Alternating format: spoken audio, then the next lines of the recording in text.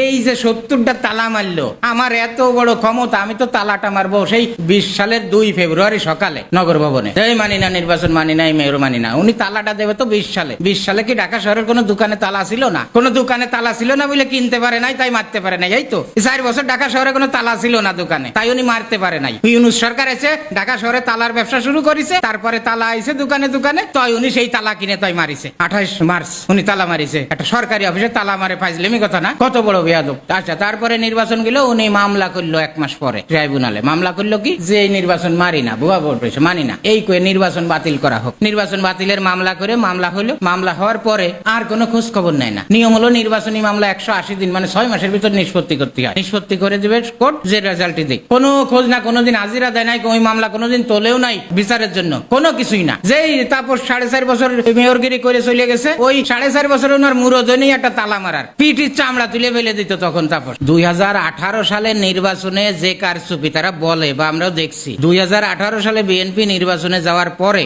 এই ধাক্কা খাইয়ে, এই সেকা খাইয়ে, ওই ঘা না শুকাতে শুকাতে 2020 সালে কেন তারা ধানের শীষ মার্কা নিয়ে সিটিতে নির্বাচনে আসছে? এই জন্য বিএনপির হাইকমান্ডের শাস্তি হওয়া উচিত, তাদের জরিমানা হওয়া উচিত, 640 কোটি টাকা জরিমানা হওয়া উচিত। এই 640 কোটি টাকা 64 জেলায়, এক এক জেলায় 10 কোটি টাকা পড়ে। এই 64 জেলায় যারা বিএনপির নেতা কর্মী, ভোটাররা নির্যাতিত হয়েছে, এতদিন অপমানিত হয়েছে, আওয়ামী লীগের দাপটে, আওয়ামী লীগের মামলা হামলার জোরে তারা ঘরবাড়িতে টিকতে পারেনি, মারা গেছে অনেকে, এদেরকে জরিমানা হিসেবে দিয়ে দেওয়া উচিত। কারণ এর জরিমানা করতেই হবে ওই ঘটনায়। কেন 18 সালের এত বড় ধাক্কা সামলানোর পরেও কেন তারা ঘুষ খাইয়ে, এই হাইকমান্ড ঘুষ খাইয়ে আওয়ামী লীগের কাছ থেকে সিটি নির্বাচনে গেছে তারা ধানের শীষ মার্কা নিয়ে? আগে এদের জরিমানা করে এদের বিচার হলো আগে করতে হবে, যে 20 সালের ওই নির্বাচনে কেন গেল 1.5 বছর পরে। কি করছে জানেন? ওই তারেক রহমান লন্ডন, খালেদা জিয়া জেলখানায়, এই আরামজাদারা কয়েকশো কোটি টাকা ঘুষ খাইয়ে তো ওই 18 সালের নির্বাচনের বৈধতা দেওয়ার জন্য 20 সালে তারা আবার ধানের শীষ মার্কা নিয়ে বিএনপি আবার নির্বাচনে আইছে, হাসিনার নির্বাচন, এই সিটি নির্বাচনে। এই নির্বাচনটাই তো, এই নির্বাচনে কেন গেল বিএনপি? আগে হলে এই প্রশ্নের উত্তর জবাব দিতে হবে, এর বিচার করতে হবে বিএনপির হাইকমান্ডে। কেন তারা 20 সালে এই সিটিতে নির্বাচনে গেছে? 18 সালের ঘটনার কয়দিন পরে আবার তারা ঘুষ খাইয়ে, শেখ হাসিনা খুব কৌশলে টাকা পয়সা ধরাই দিয়ে নেতাগেরে এই নির্বাচনে নিয়ে আইছে, যাতে 18টা ঢাকে যায়। এই হলো নির্বাচন হয়েছিল। তারপরে নির্বাচন শোনেন, নির্বাচন হলো ফেব্রুয়ারি মাসের